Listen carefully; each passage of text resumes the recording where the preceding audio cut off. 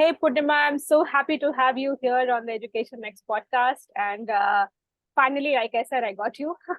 We just missed meeting you when we were in Bangalore. Vineet ji had strongly recommended to meet you, and he said that you do amazing work, but somehow we could not connect. But thankfully, finally, you are here. So let us know your story and how Agileshaala started. Let us know. Yeah. Yeah, thank you so much finally we meet, though not directly virtually. Maybe soon we'll catch up on our, you may visit our center sometime. So the Agileshaala actually began as a exploration journey for homeschooling our son, and there were two things that were happening simultaneously. My son was 2 year old, and I just thought I can get back to research. And I took up a job as a scientist in one of the centers in Bangalore. And 1 year down, I was seeing the natural learning that was happening in a 2 year old child.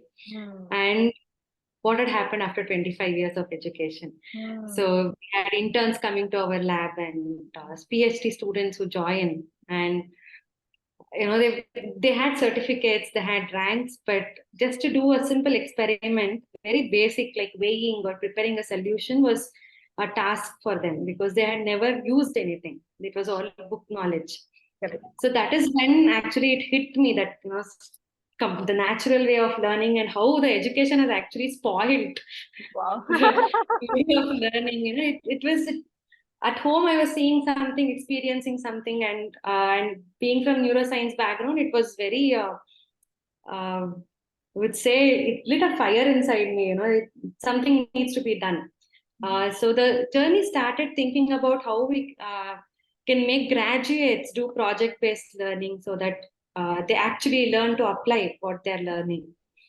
Then I realized that by the time a student graduates, they would have at least spent around 18 years already in the regular schools and colleges. So we had to start early. By then, the curiosity was dead in most of them. Right? So that is when then I started working with children 6 years and above. So we started conducting workshops, hands-on workshops, to make science and math learning interesting for children. They should understand. That was in Bangalore? Yes. Okay. That is in Bangalore. And then, it finally, we tried doing a lot of things. And then my husband also quit his job and is like, okay, we'll try to do something together. And pandemic hit by then. So we had to think of using Zoom-based learning to make things hands-on, at the same time use technology for that. And that was our first year where we handheld homeschool children. The younger ones, because they had nothing to do at home, so every day 1 hour we used to catch up, play, and go off. But they ended up learning more in a year than they would have learned in the regular school.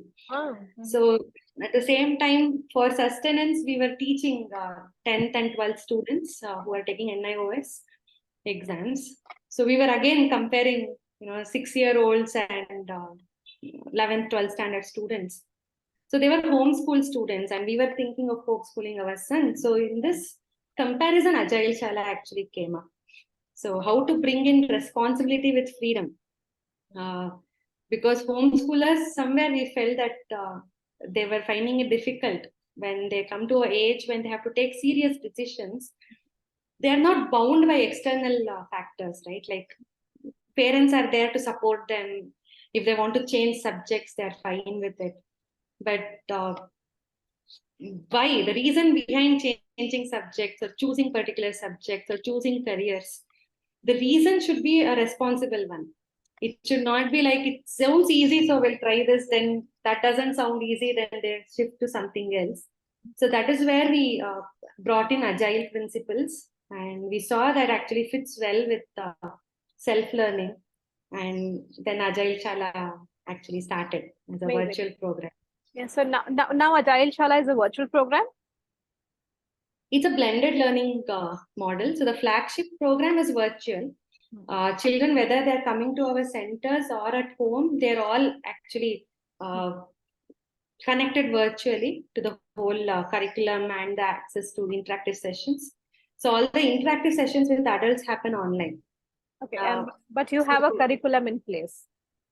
yeah, we have developed a curriculum from grade 1 to 12, which is basically child-led. So it's not a strict curriculum where they have to do these many chapters or anything. It's a broad framework under which we are with each batch of students. There are changes that happen based on the students' interest, Correct. and that is where our roles comes in.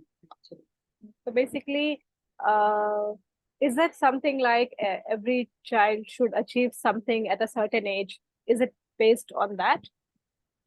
So what we actually tried to do was in India, whatever said and done, if the children are interested in the regular path, right, like they have to get into engineering or pure science or research or medical, they have to pass 10th and 12th. There is no other way out now, right? Correct. Now. Correct. Hopefully over the next years things may change.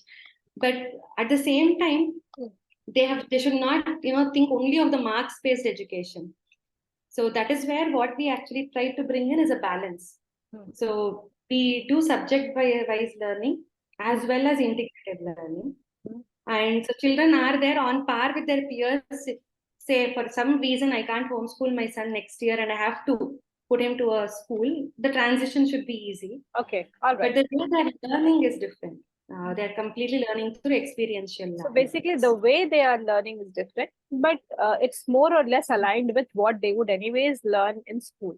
Is that what? So the minimum learning that needs to be there for that age group is what we first cater to, but we take them beyond that. For example, last year our grade 3 children, right, like 8-year-olds, we were learning about states of matter, and there were 3 states, and one they heard of plasma in all the superhero cartoons and all that.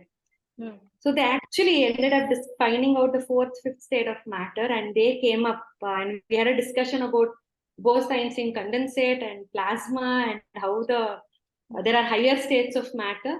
That is how they led the discussion. So we start with the minimum, but depending on the interest in the group and the curiosity they have, we take it for whatever level they can. And so it's anchored on the basics, but at the same time they can dive deeper as much as they can handle. So is it like passing subjects like any other school, or is it just completely project led where they choose a project and they go about it? So to be frank, the actual learning happens in our project based week, right? Because when they're using the skills that they learn in actually doing something. So what we do is in 3 weeks, they learn subject-wise skills, right? The sessions. So on Monday morning, they get a set of worksheets and things to do, learning goals for that week. And they have books, activity materials, everything with them at home or in the centers. They are supposed to finish all that work by end of Sunday that week. So that is their goal. But when they do, what is left to the child to plan? And these learning goals they get are subject wise for the 3 weeks. And it's again experiential. It can be an experiment they have to try, or they have to observe something in the kitchen and get back, or it can be read something and think about it, come back. The main idea is to nurture the comprehension capacities of the child and curiosity and observation skills, especially in the younger age group.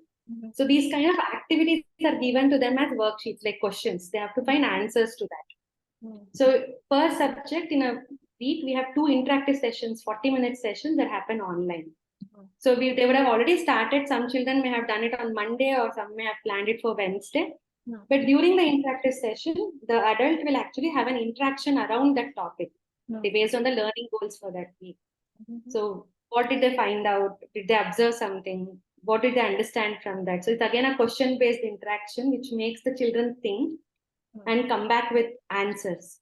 So wherever there are misconceptions, we try to explain it to them, or if they're clueless about it, then we handhold them on that topic.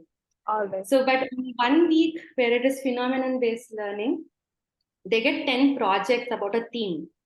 So if it's light and shadows, they would have learned about the skills required in the subject-wise learning thing. But That week, they will get 10 projects, questions on Monday morning. They have 5 days. They can pick one or more questions, work on that, and they give a presentation of that. In Like an a open demo. house. They give a demo of whatever they have learned.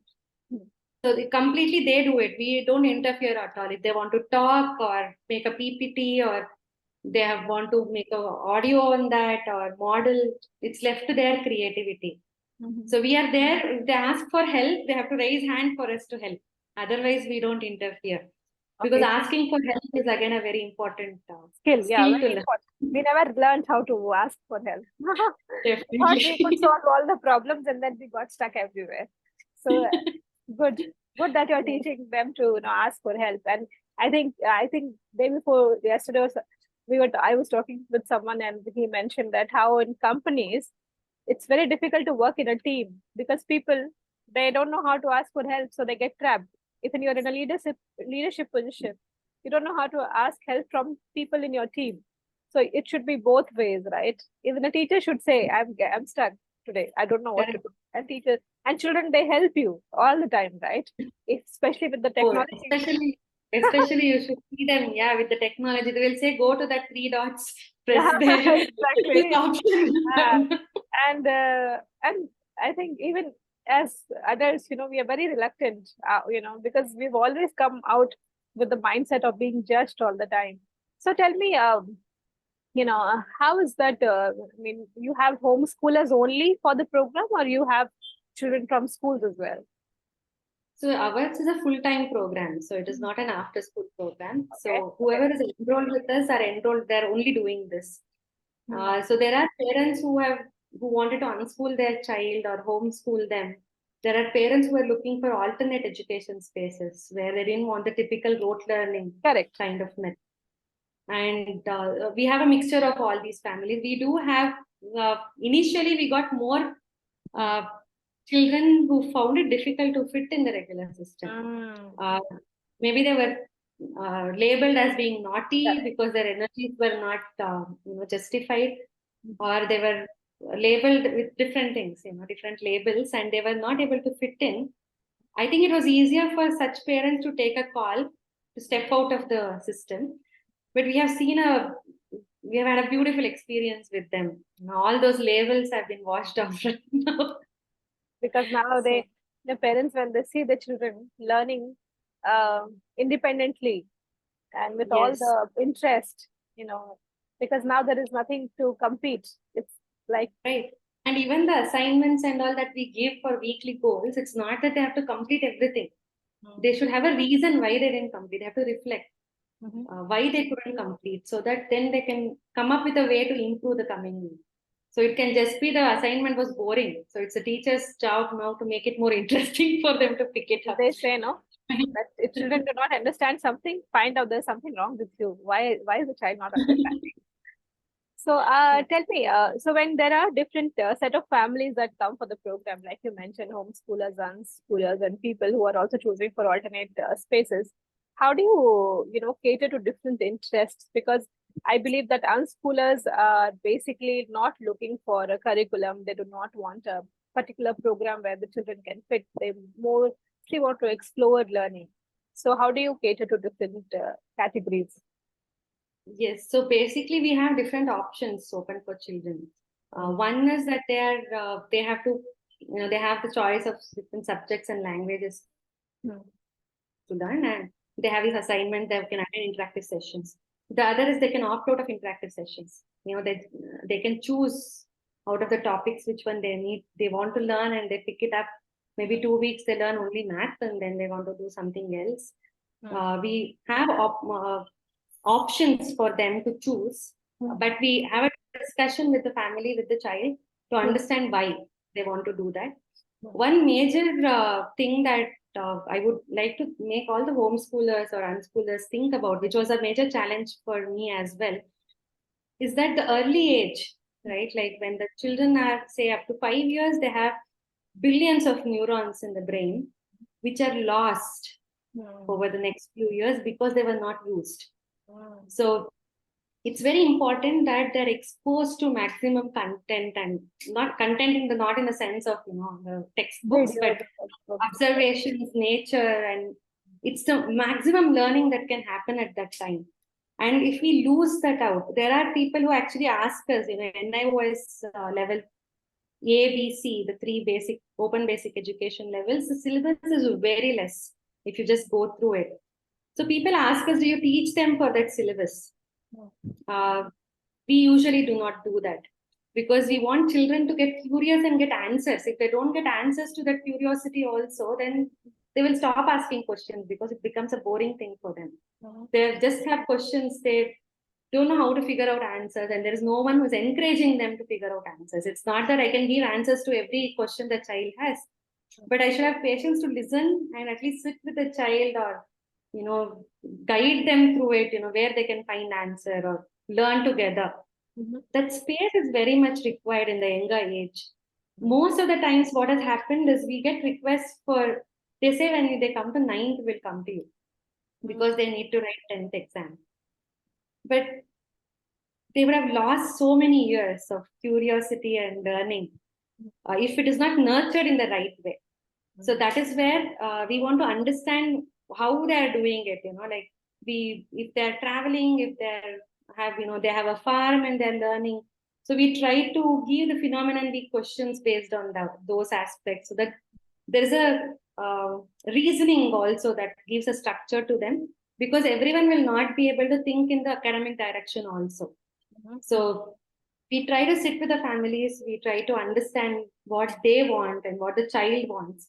Most of the time, the child wants something else, the parents, even though they're unschooling or homeschooling, that always it will be there, because we all have grown in a very conventional Absolutely. background. It's very difficult to get that mindset out. We try to listen to the child, and then adults, we have to come up with a way that the child will feel comfortable. So we do have that option where even our son will not attend all the interactive sessions. He has told he will take a call. So we have allowed him. Wow. So how old is he? He's the deadline that he follows right now. How old is he now? He is 9-year-old. Okay. And what are his interests basically? Where does he like to spend his time? He loves creative writing. So he always has new stories, and he has his own mythology characters. Wow, that's nice. He has his own land, his mythology, and all that. So he loves illustrating, creating stories. And that is where he brings in his science also, actually. So in the stories, you can see different aspects of science coming in. Like Devdutt Patnaik. Like Devdutt Patnaik does that. Yeah. So do you see now there is a growth in the homeschooling communities? More and more people are choosing to homeschool and school. In the past few years, you started, I think, just before COVID, is it? So yes, we started this 5 years back. Officially, this is the 3rd academic year that we have. So how do you see where do you see the growth taking shape in the homeschoolers and unschoolers community? Do you see a lot of people are coming now? Yes. So there are different, each family is different, especially when they've taken the step of homeschooling or unschooling their children. So each one comes with their own perspectives and the reasons why they want to do it. But one good thing is it's increasing. But we have seen families who are taking up homeschooling because the actual schooling is expensive. Even that can be a reason for some of them to homeschool. Right? For some, sorry. So you're right. That is a reason people are switching to, and then it must be difficult because now the mindset is same, but you just want it for a lesser price. So these are the challenges that we have. But we do have parents who have thought about homeschooling because of this reason and all that. But finally, it's about creating that awareness in the parent community on what is education, basic questions like why learning, what are we doing, for what are we learning. So that is a long way to go. But the good thing is people have started taking this step, which is very scary. There is a lot of social pressures involved. I remember my mother started scolding me when I told I will not put my son into a school. She's like, you do whatever you want, don't spoil his future. But after a couple of years of homeschooling, now she tells that, he's the only one who is learning, I feel now. Yeah, once you see that. Because, right? So And it's now she's difficult able to to deny. experience. Like you say, it's difficult to deny when you see the growth in learning and the potential you get to see, coming out in beautiful ways. When you watch the kids, actually, you understand, oh my God, what was I doing in the school? And what are the kids doing in the school? So we get questions from 6-year-olds and all that, on WhatsApp asking, we would have discussed something, they see something that is against what we discussed in the class. They feel that it is not working the same way. So we had a 6-year-old, we were talking about push, pull and all in the session. And he was not agreeing that things will, I was telling that things cannot move unless there is some force or someone does something to it. He said no. Then finally he had recorded a video of a balloon flying in the room when the fan is on, right? The balloon, no one is touching it, but it is flying. So he sent a recording to me arguing, see, this balloon is moving without me touching it. So nice. Then it was a nice discussion we had. Why is the balloon moving? Where is the force coming? So that freedom, when a 6-year-old doesn't hesitate to argue or ask, so that's beautiful to experience. I think, they say, no, I think in one of the Ken Robinson speech, he says that there was a study done where they found that, around kindergarten kids, they saw that there was such a high level of, like you said, they have so much of neurons. They had so many, they were very curious. But as they checked the middle schoolers and the high schoolers, the curiosity just kept going down and down, because then you just start accepting what is given to you. You stop asking questions after a point in time, because you just accept. Because like, even if I would like to ask you this question, like, if there were no exams, if there was no NIOS exam or compulsion to to appear for medical or to appear for a engineering college, if I didn't need the exam, how do you think would your style would have been different of educating? No, I would say that instead of 3 weeks to 1 week of project-based learning, it would have been more. But in a way, even the regular sessions that we take as subject-wise classified, as subject-wise, they are doing projects, and it's completely experiential. The why we actually have these grades mentioned and the subjects mentioned, those headings mentioned, because to make children comfortable in the society. Like the first question anyone asks is, which school are you going? Which standard you are? They get answers to these two questions. They will not ask anything else. Exactly. If they don't have an answer to these two questions, then there are more questions and a kind of irritation that builds up in children, because they're like, what should I keep telling everyone? Why should I do that? Exactly. And then I think, like you said, when you say a school name and the grade, you're just sorted out. And when you do not have those things sorted out, you're like, and then the question keeps coming in. So what are you doing? Because I think for India, or a country like this, the first problem is, okay, education was a challenge for us. So now, like, what? You have education and you don't go to school. What is wrong with you? So that is something really funny thing happens with us as well, because people are like, education is a challenge, and you're saying you don't want school. Wow, who are you? So these are the, like you said, problem of every homeschooling family. But so do you have communities in Bangalore where you take your kids to, or how does it work? So we have around 20, we have around 42 children right now, between grade 1 and 10 with us, and around 20 are in Bangalore. The rest are virtual students. So there is a kind of in the community in Bangalore, they get to meet, and the children always on a regular basis they're meeting. But we do also conduct something called nomads episodes, KNOW, nomads. So where we take our children to, we travel year 4 times we travel. So every 2.5 months we go somewhere. where all our sometimes virtual children also plan and they join us. Along with mentors, and all of us actually stay together in a place at least for one night. We understand about the history, culture of that Very place, nice. the nature.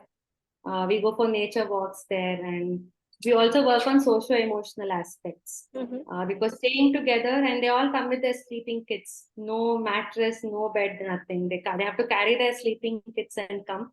Oh, So we just all sleep together, with whatever material we have got to sleep. very nice, very nice. So We have been to. it happens like you book a hall or a space like that, is it? So it depends. Once we went out for astronomy club kind of thing, where they had tents. We had taken tents for accommodation. We had been to a Gurukula, which is a Sanskrit-speaking Gurukula, and there they gave us a hall to accommodate us. Then a couple of times I've come to Mysore, where we stay now because there's a lot of history and culture around Mysore. Correct. They stay in our center itself. It's a 3 BHK house, so we all stay there. It depends on. So next we are planning to go to Hyderabad. So it's basically what we look for is some kind of a hall with 2 bathrooms. Basic things are sorted. Very interesting. I think it's the right time that you have started this, because now that people are started actually looking for options, cost is one thing. To have clusters. So we call the virtual students, that program as Microshala. So in a house there are 1, 2 or nearby 2, 3 students who wants to learn together, then it becomes Agile Microshala. While the Agileshalas are clusters. So the idea is to have these kind of small rented houses in say 8-7 kilometers radius. So that children people shift and become a part of it. Right now we have had students who stay nearby who come to the center. There are virtual students even in Bangalore who stay a little far. They once in a while come to the center whenever they want, or they're part of the trips and meetings. But the idea is to have such clusters, where not more than 50 kids are there together with 2 or 3 adults around them.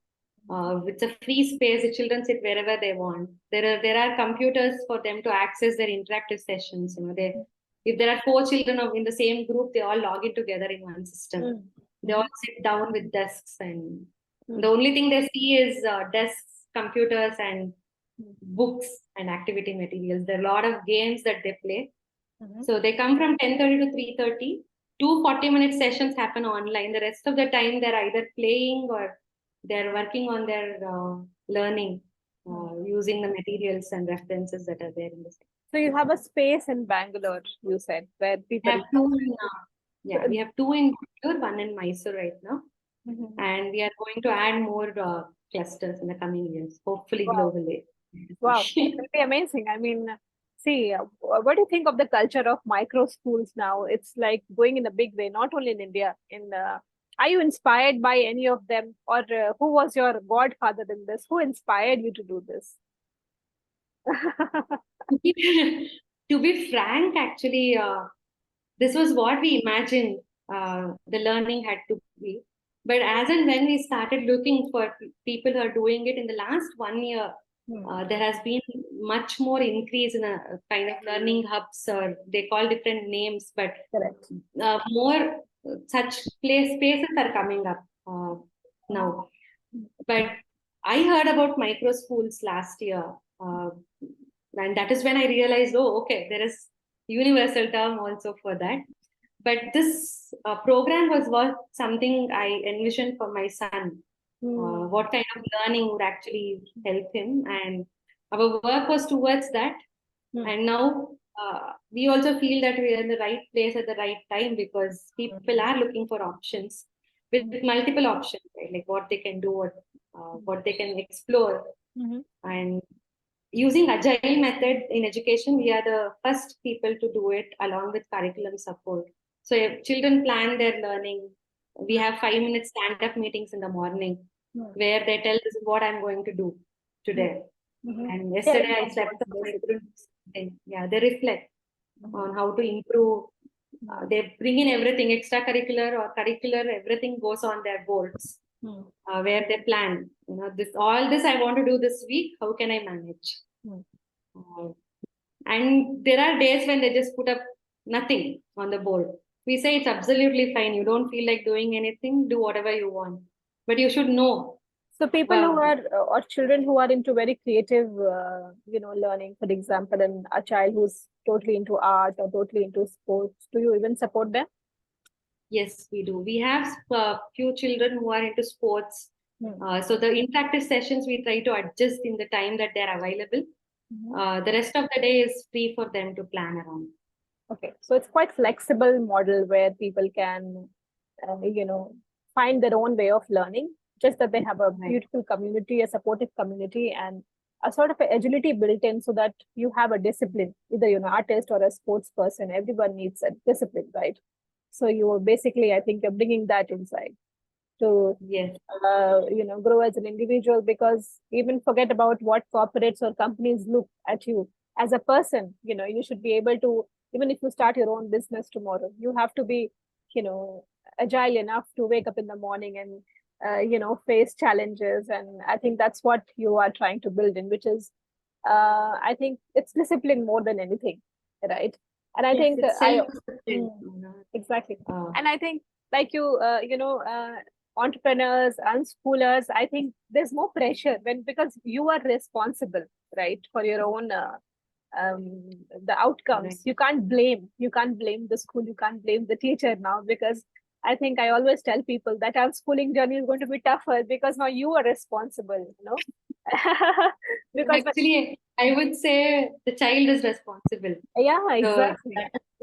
That is where we need to, that is what we keep telling children, especially when teenagers join us. They enjoy that freedom, they see that we don't scold them and they want to test us whether we are really free. We give them that freedom. So they just don't do assignments purposefully. And finally, they only get bored. We don't say anything. We just tell that, it's for you, you're doing it, not for me or not for your parents or not for someone else. Your life, you want to learn something, you are curious about something, find your way.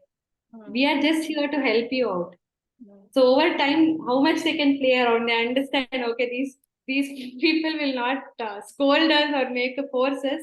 They slowly start getting into the learning. It's a de-schooling process, right? Because you've been conditioned for so long, and you have always picturized that it's going to be like that. That to come into that, if it starts early, it's a different thing. But when it starts later, you're like, oh, really? You're not going to check on me? Really? You're not going to scold me? Okay, so this is different. And we give open book exams for them. For assessments, we give open book assessments because we want to understand whether they've understood the concept. Yeah. And it's so hard for them to realize they can write a test looking at books. You have to tell them, if you don't look at books and write this, then you're cheating us. They will be like, what? What is this? What are these people, crazy people telling us? So that itself is a very beautiful change that we see in them, that assessments are also learning. You have to learn. That is the whole idea there. Yeah, I think it's a hard way. There's a long way to go. Yeah, there is a long way. And I am so happy that now there are so many things happening around us.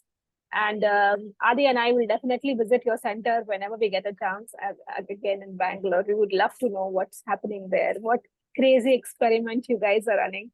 But I think I always tell we are always in the right, now we are in the right time, because now we have, spaces, we have, people experimenting to be a part of it. And I'm sure that homeschooling, unschooling, world schooling, whatever it may be, or road schooling, traveling, every kind of learning is coming up, and which is beautiful because it's breaking the rigid mindset that we always had, that this has to be a certain way.